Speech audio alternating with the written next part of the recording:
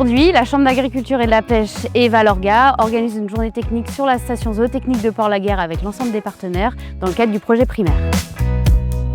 C'est un projet calédonien qui porte sur la qualité de l'air en agriculture et l'impact de différentes solutions de fertilisation minérale ou bien organique, et on regarde avec un protocole innovant quelles sont les émissions sur la qualité de l'air et notamment sur les émissions d'ammoniac. Il y a plusieurs étapes dans le projet. Tout d'abord, on va tester sur 5 expérimentations situées dans différentes zones les impacts de la fertilisation azotée d'une part minérale classique et les impacts de la fertilisation avec des engrais organiques. Et on regarde quelles sont les émissions d'ammoniac. On regarde aussi bien sûr les différents rendements des cultures produites et surtout on partage les retours d'expérience avec les agriculteurs et tous les techniciens qui ont envie de développer un certain nombre de cultures et notamment de promouvoir les engrais organiques.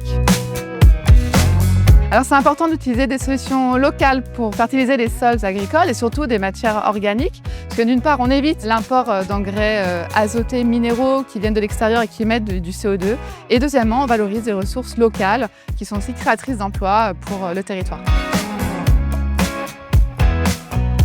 On travaille sur la différence entre la fertilisation organique importée et produite localement, qui aujourd'hui est utilisée sur du sorgho grain, qui dans le futur servira à alimenter le troupeau bovin de la station zootechnique de Port-Laguerre.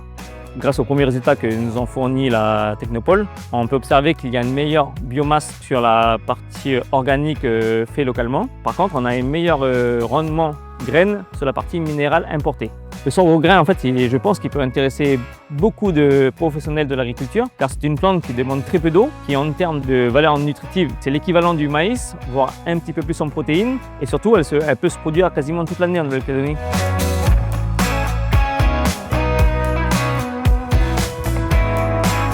L'avantage de la fertilisation à l'aide de boues séchées, c'est une réutilisation d'une part d'un déchet qui a été retransformé en produit. Ça permet en fait une économie circulaire, principalement d'éviter en fait des coûts au niveau du traitement du déchet sur une base à peu près de 80%, je disais, sur le volume.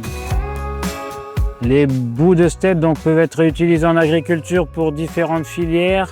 L'aménagement paysager, les pépinières, les grandes cultures, donc la culture agricole de base. Aujourd'hui, les objectifs de l'ESS sont principalement se faire connaître davantage, montrer qu'on a un produit intéressant, qu'on est capable d'être une alternative vraiment compétitive avec de l'importation de produits fertilisants, de montrer qu'on a des innovations technologiques intéressantes pour à la fois l'économie circulaire, mais pour valoriser aussi nos déchets locaux. Ces essais montrent que des solutions locales existent pour fertiliser nos sols tout en valorisant nos ressources.